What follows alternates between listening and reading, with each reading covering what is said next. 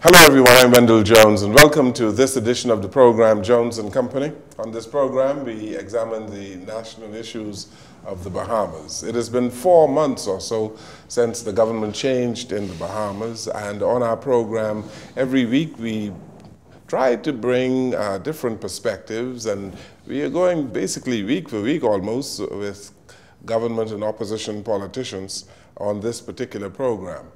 And so on our program today, we are pleased to have the former Minister of Foreign Affairs and the former Member of Parliament for the Fox Hill constituency and Senator currently, the Honorable FredMitchell, who is our guest on the program today. He's always in the news, but he always has some very powerful things to say, and that is why we've invited him here on Jones & Company.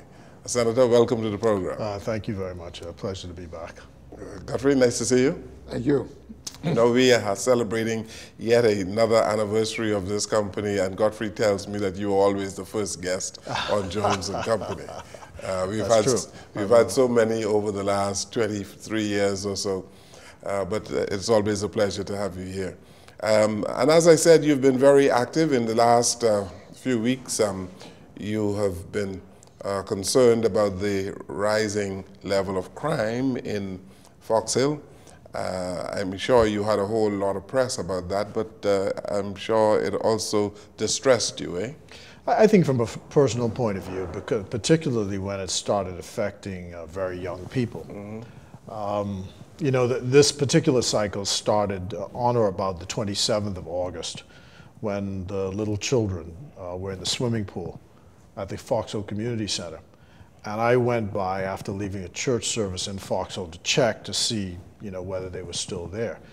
And the neighbors came along and said, well, they went home early. So I asked them, well, what happened? They said that a few minutes before I got there, gunshots had been fired in the area, and the lifeguards decided that it was safer for them to withdraw to a safe place and then dispatch them home.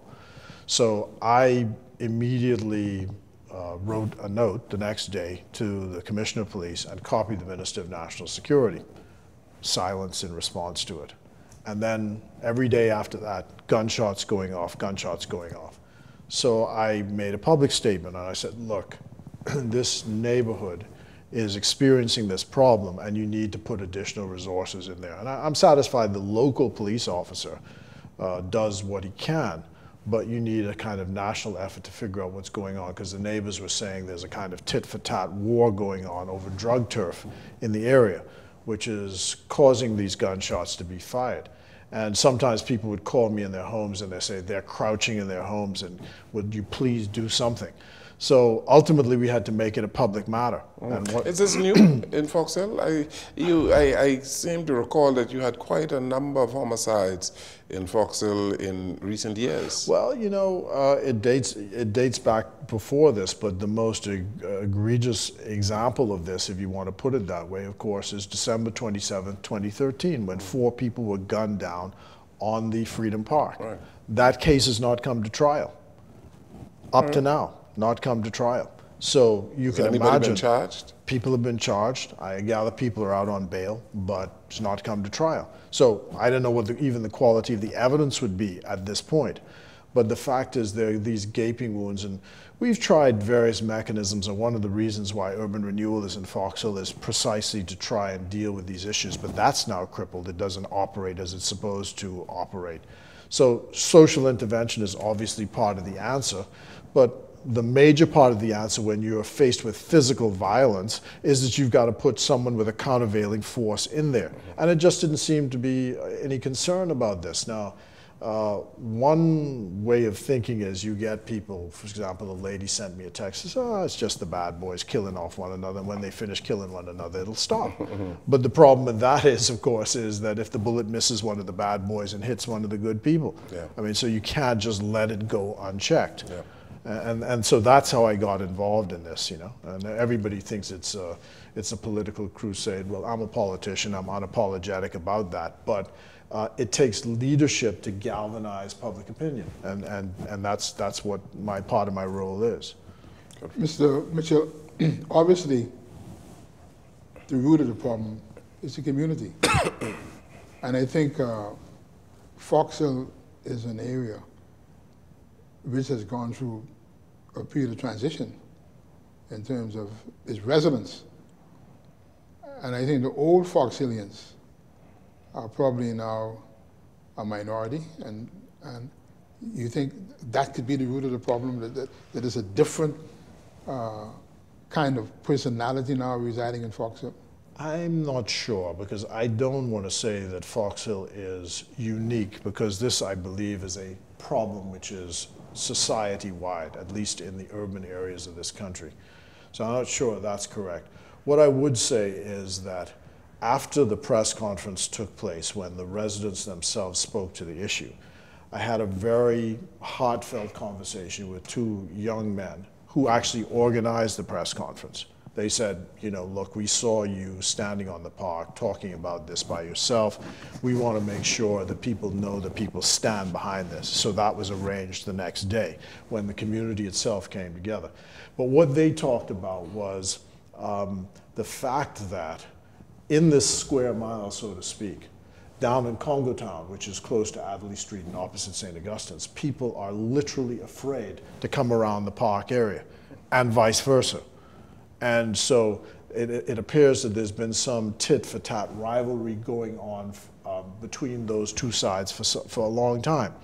And when he said it, I recalled a story that the Reverend Philip Ramming, Dr. Philip Ramming, told me about the original split between Mount Carey and St. Paul's, where the Congos were the latter arrivals to Fox Hill and didn't speak English, obviously, because they had just come.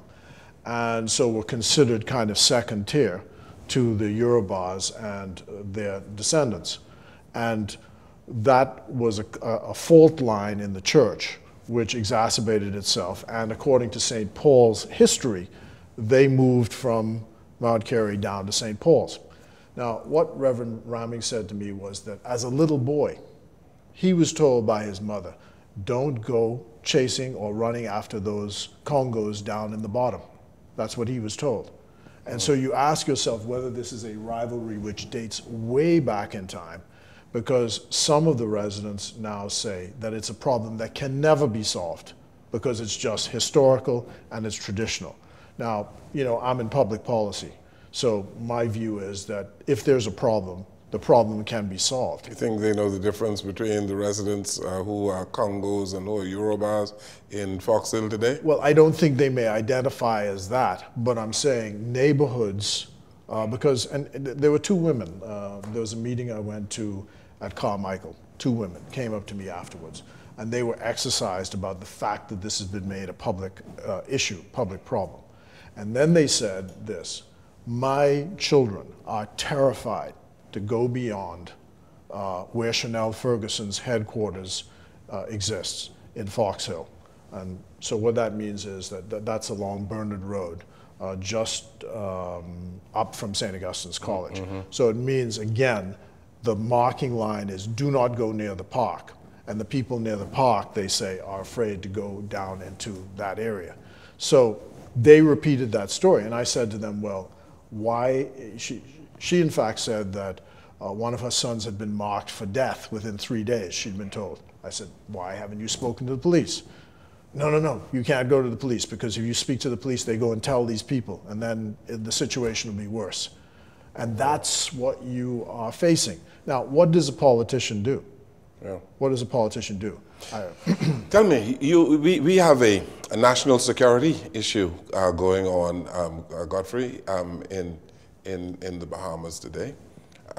We have a new government. I don't know. I see from time to time in the newspapers various pronouncements. I see another new strategy that has been announced by the acting commissioner of police. What is happening with national security? Well, you know, I asked rather facetiously this question. I said, has anyone seen the commissioner of police? He's been missing in action. You know, half the PLP is supposed to get locked up because all of us are crooked, dishonest, corrupt, so on and so forth. The week before, of course, he says, I don't see any evidence of it. I hear a lot of talk, but no one has come back and make a complaint. Then he disappears, and then these arrests take place, and then we hear nothing more from him. And then, of course, the situation in Fox Hill, we hear nothing from him. What I do know is a letter was issued prior to Sunday the 17th by the now substantive Commissioner of Police, Ellison Greenslade, that said, I'm going on holiday for 3 weeks, and I'll be back on the 17th. So the 17th comes, and I asked the people last night, has anyone seen the Commissioner of Police? Because you tell them if you see him that the PLP is looking for him, because we need his voice, some central authority that people will respond to in a unified fashion. Well, surprise, surprise, we get a letter today saying, fellas, I'm on holiday again till the 24th of October and give your support to the acting police. Now, I'm making light of it, but the more serious point is that you need leadership in the force to drive the force, and not temporary leadership. You need permanent leadership. The other thing which seems to be at work, as far as we can tell, is that you know the history of Greenslade and Dames. Dames is now the Minister of National Security. What is the history? The history is that the two of them were at one time candidates for the choice of Commissioner of Police. They went away to Canada, special training, so on and so forth. And then when they came back, the FNM chose Greenslade to be the commissioner. So they must have known why they chose him. He was the better candidate, one assumes. Except that history and fate would have it, Mr. Dames is now the minister. So the minister, ever wanting to be commissioner, now is going to be commissioner and minister at the same time. And commissioner has gone on holiday while this is taking place. So fine, if that's your strategy, come clean on the strategy, right? If you are directing what's happening, but let us know what your strategy is. So, surprise, surprise, House of Assembly meets, and we get a 56-page communication laying out a strategy on fighting crime, which is precisely what Bernard Nottage, the Minister of National Security, would have said last year. Not a single word changed, nothing different, except it looks as if they want to scrap the electronic monitoring system. They're blaming that for the problems, right? But the serious and underlying point is that crime is a very complex problem. The leader of the opposition issued a statement today saying that obviously the approach now has to be bipartisan. Okay, we've socked each other in the eye. It's your fault. It's my fault. Yeah, this is your, we've gone through that. Now it's a genuine effort has to be made to see if we can work together to see if we can resolve the issues. Because you can't have, 16-year-olds being, 16 years old? I mean, what have you experienced at 16? What could you have possibly taken from another 16-year-old that deserves your life being taken? But there's no political solution, Mr. Mitchell, to this crime problem. This is a societal issue. And I'm with you there. I'm with you there. I'm saying, though, that I said to some former constituents who came up to talk to me about this today, I said to them, where are the neutral civic organizations addressing the problem of what we do? Yes. Where are they? And the only reason we get involved in it, or I'm involved in it, because it's a default position. There's silence all around. You have people complaining, so you give voice to their complaints. Now, I take the good with the bad. There's a benefit and a burden. I say, oh, you're a PLP, and I guess that means we must be lower than dirt because the PLP says it. But the fact is they've now responded to it. They've now responded to it. And they could, scream as much as they want. This one won't shut up, They can't shut me up. And that's my line, because it's the country. You can't afford to have 16-year-olds being popped off at in the flower of their life. It should not happen. Mr. Mitchell, in view of the fact that they have called for a bipartisan approach, right, what is the PLP going to bring to the table? Our experience, our ideas in crime fighting. We've had, 10 years in government in the most recent incarnation. We are citizens of the country. We have ideas. We can speak to those who support us in the community and say, look, you need to come to the table and we need to get together to see what we can do. Because a lot of people have said, look, why don't you speak to the parents of these kids? Because they are the ones who are the controlling factor. It's the parents. But look at the history of our country. Parents who themselves aren't emotionally, psychologically, and socially developed.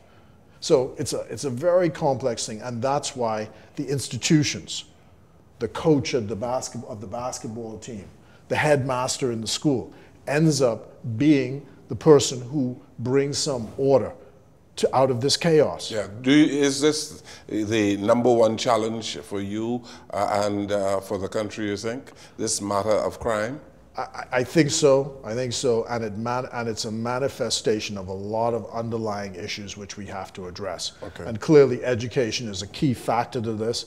And so I think that, you know, resources need to be put behind it. I mean, it grieves me that in a country that is relatively wealthy, that kids go to L.W. Young, a school that is falling apart.